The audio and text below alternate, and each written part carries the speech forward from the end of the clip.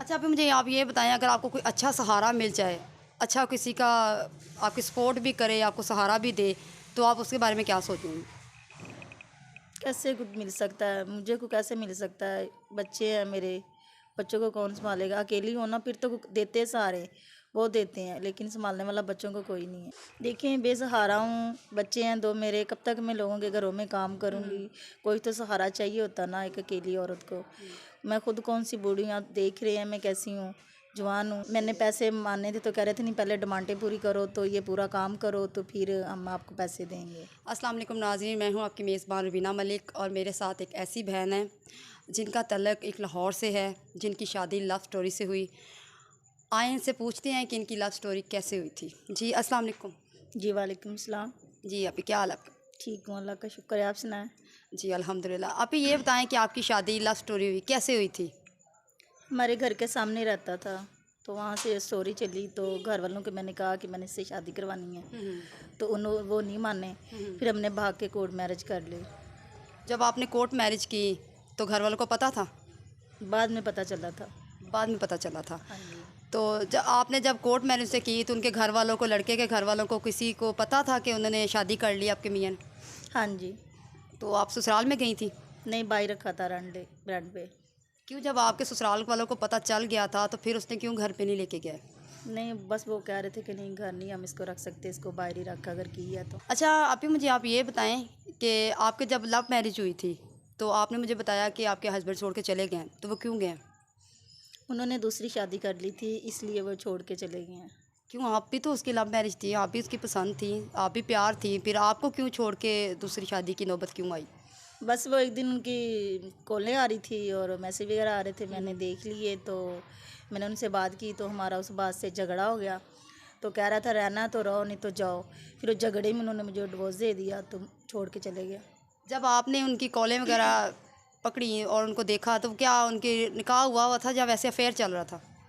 नहीं, उनका निकाह हो चुका था। अच्छा, अभी मुझे आप ये बताएं, जब भाई तो छोड़ के चले गए आपके हस्बैंड, तो अब आप कैसे गुजारा कर रही हैं, कहाँ पे आप रह रही हैं?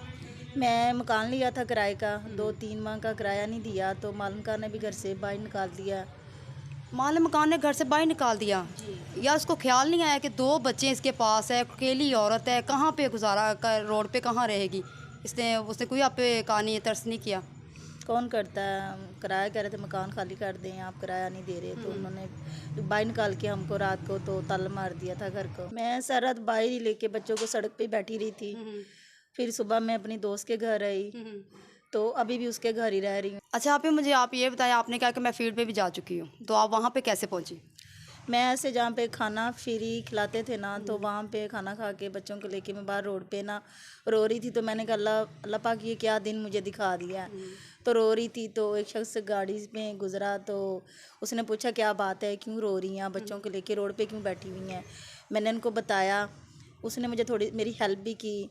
तो मुझे उसने कहा कि काम आप करना चाह रही हो, तो मैंने कहा हाँ जी मैं कर लूँगी, काम को भी मुझे मिलो। उन्होंने कहा स्टेट ड्रामों में काम करना है। तो पहले थोड़ा सा मुझे लगा कि ये तो गलत काम है, ये सही काम नहीं है, और क्योंकि इसको अच्छा भी नहीं समझते, माशरा भी नहीं अच्छा समझता, मुझे खुद भी अच्छा नहीं लग रहा था।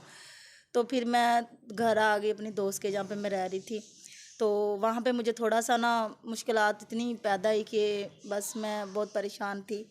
तो वो मुझे अपना कार्ड दे के गए हुए थे, तो मैंने कॉल की अपनी दोस्त के मोबाइल से, मैंने उनसे बात की। फिर उन्होंने कहा ठीक है आप कर लो। उधर ही उन्होंने बुलाया ना मुझे, जहाँ पे वो करना था, उधर ही उन्होंने थिएटर पे बुलाया था मुझे, उधर ही फिर मैं गई। उन्होंने रिक्शे का आने जाने का किराया भी दिया था। तो वहाँ पे फिर मैं एक यानी कि हफ़्ता मैंने किया, तो मुझे ना अच्छा नहीं लग रहा। जो उधर थे ना, वो नोचने को कोशिश कर रहे थे कि ये हमारे पास आइए, ये हमारे पास आ जाए। मुझे ये लगा कि जैसे बातें करते हैं वो होगा, लेकिन उन्होंने कहा कि नहीं, डांस भी आपको करना पड़ेगा और जो लोगों की डिमांडें हैं ना वो भी पूरी करनी पड़ेंगी। कौन सी डिमांड, मतलब कैसी डिमांड उनकी? गलत ही होती है, देखो सही तो नहीं ना होती, क्योंकि वो काम ही ऐसा है कि उसको माशरा क्या कहता है। तो मैं छोड़ के आ गई। जब आपने 1.5 महीना वहाँ पे काम भी किया है तो क्या आपको क्या वहाँ से सैलरी मिली, कैसे कितने पैसे मिले हैं? कुछ भी नहीं उन्होंने दिया, बस रिक्शा का किराया देते थे आने जाने का, तो थोड़ा बहुत बच्चों को खाना वगैरह ले देते थे बस। क्यों, आपने 1.5 महीना वहाँ पे काम किया है, आपने ये भी बताया कि मैंने स्टेज के ऊपर डांस भी किया हुआ है, तो फिर आपकी मेहनत उन्होंने क्यों नहीं दी, आपको पैसे क्यों नहीं दिए? आपने इस बात पे कोई इशू नहीं उठाया उनके पास, कोई सवाल नहीं किया कि यार मैंने इतना काम भी आपके पास किया तो आपने पैसे नहीं दिए? बस अकेली थी, क्या मैंने इशू उठाना था, मैंने उनसे मांगे थे, उन्होंने नहीं दिए, तो मैं छोड़ के अब घर बैठ गई हूँ। मैंने अब वो नहीं करना क्योंकि मेरा ज़मीर भी नहीं माना, क्योंकि मैं तो ख़ानदानी घरेलू थी। मैंने पैसे माने थे तो कह रहे थे नहीं पहले डिमांडें पूरी करो, तो ये पूरा काम करो तो फिर हम आपको पैसे देंगे। तो अब कैसे हालात हैं? आपने फील्ड भी छोड़ चुकी हैं, तो अब कैसे गुजारा हो रहा है?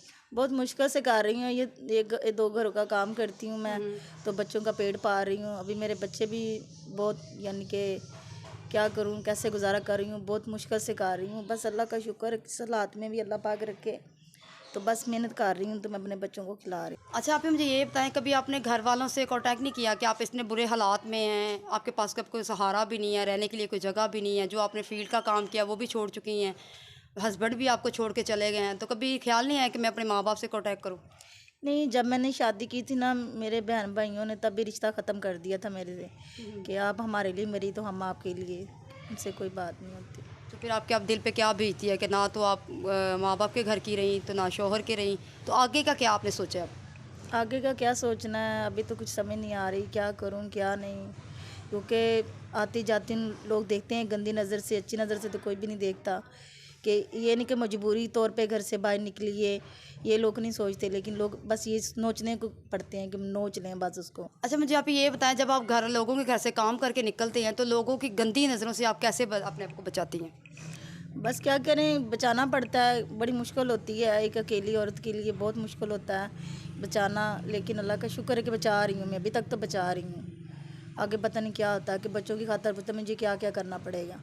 अच्छा, अभी मुझे आप ये बताएं, अगर आपको कोई अच्छा सहारा मिल जाए, अच्छा किसी का आपकी सपोर्ट भी करे, आपको सहारा भी दे, तो आप उसके बारे में क्या सोचेंगी? कैसे कुछ मिल सकता है मुझे, को कैसे मिल सकता है, बच्चे हैं मेरे, बच्चों को कौन संभालेगा, अकेली हो ना, फिर तो देते हैं सहारे, वो देते हैं, लेकिन संभालने वाला बच्चों को कोई नहीं है। नहीं, ऐसी हमारी आवाम है जो माशाल्लाह बहुत अच्छे हैं, सहारा भी मिलता है, लोग बहुत बहुत अच्छे हैं। ये नहीं कि एक ने धोखा किया तो सारी दुनिया तो नहीं धोखे होती। इंशाल्लाह अगर आपको कोई अच्छा साथ दे, कोई अच्छा आपको घर बार लेके दे, आपकी हेल्प भी करे, तो आप उससे शादी कर लेंगी? देखिए, बेसहारा हूँ, बच्चे हैं 2 मेरे, कब तक मैं लोगों के घरों में काम करूँगी, कोई तो सहारा चाहिए होता ना एक अकेली औरत को। मैं खुद कौन सी बूढ़ी हूँ, आप देख रहे हैं मैं कैसी हूँ, जवान हूँ। वो तकरीबन राशन वाले का डाल के और मालूम खाने का किराए वगैरह डाल के तो लाख रुपया है। अच्छा, अभी मुझे आप ये बताएं कि अगर आपका 1 लाख रुपया कर्ज़ा है, 1 लाख 1.5 लाख जो भी है, अगर किसी ने ना उतारा तो आप फिर क्या करेंगी? फिर देखो कि मैं मजबूरन गंदी फील्ड मुझे अपनानी पड़ेगी, लेकिन मैं नहीं चाहती कि मैं दोबारा उस फील्ड में जाऊं, और अल्लाह का वास्ता है मुझे ना बचा लीजिए कि मैं उधर दोबारा उधर नहीं जाना चाहती, उधर फील्ड में। देखिए, आप टेंशन ना लें, हम आपकी हेल्प के लिए ही आए हुए हैं, हम आपकी सपोर्ट के लिए आए हैं कि आवाम आपकी सपोर्ट करे, आपकी हेल्प करे, ताकि एक ऐसी बेटी है पाकिस्तान की जो गंदी फील्ड से अपनी जान छुड़ा रही है, तो प्लीज़ मेरी आपसे ये रिक्वेस्ट है कि इनकी हेल्प करें, इनका सहारा बने और इनके बच्चों को खाने को भी दें, ताकि ये गंदी फील्ड में ना जाए। आपकी माँ बहन भी है, अल्लाह ताला उनके सहारे के लिए इनको प्लीज़ इनकी सपोर्ट की जाए। रबीना मलिक को इजाज़त दीजिए, अल्लाह ने के पाल।